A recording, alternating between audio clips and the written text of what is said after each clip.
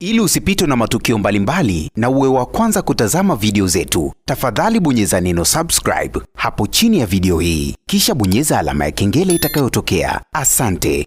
Habari ya moto, habari ambayo imetrendi huko kwenye mitandao ya kijamii ni kuhusiana na connection ambayo imevuja ya huyu mwanadada ambaye inasemekana ni mwanachuo wa chuo cha UDSM, ikiwa inamuonesha yuko faraga na mpenzi wake. Inavyosemekana yule kaka ni mpenzi wake, lakini ukimwangalia huyu dada namna ambavyo ile video inaonesha, bana wewe tunaweza kusema huyu dada hizo zitakuwa ni tabia zake, kwa sababu ukiangalia maeneo yake au maumbile yake bana yamekaa kwa namna fulani hivi ya kushangaza sana. Na ukiangalia yule kaka alikuwa anamrekodi, anamulika mpaka ndani kabisa, na unaona namna ambavyo watu wengi wamelizungumzia hili swala kule katika ukurasa wa TikTok. Inaonesha wazi huyu dada ana sehemu za tofauti, yani nikisema sehemu za tofauti, yani ana shimo refu sana mpaka kufikia hatua yule kaka ana rekodi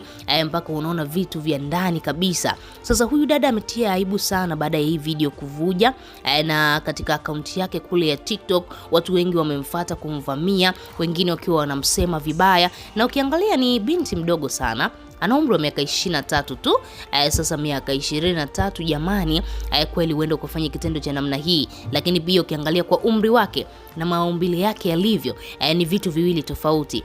Huyu dada bwana ana maumbile ya tofauti, na tunaweza kusema hiyo video kiukweli imemharibia na kumchafulia kwa asilimia kubwa sana. Huyu mpenzi wake hajui ni kitu gani ambacho amemfanyia mwenzake, hajui amemharibia kiasi gani, hajui amemsababisha hata katika familia yake washindwe kumwamini tena, kwa sababu ni video ambayo imesambaa nchi nzima na kila mtu anaizungumzia hiyo video. Na ukiangalia huyu dada watu ni mrembo, hana shida yoyote, lakini sasa baada ya ile video kuvuja madhaifu yake yameonekana, na tumeweza kuona ni kwa namna gani wanaume ambao tuna date nao tunatakiwa tuwe nao makini sana, kwa sababu ukiangalia yule labda ni boyfriend wake amemwamini, wameweza kurekodi na dada amekubali, lakini baadaye tunakuja kuona boyfriend ameweza kuivujisha ile video. Unafikiri nia na madhumuni ya yule boyfriend kuvujisha hiyo video ilikuwa ni kitu gani? Mdada mrembo kama huyu sawa, ana mapungufu yake ndani ya mwili wake, katika maumbile yake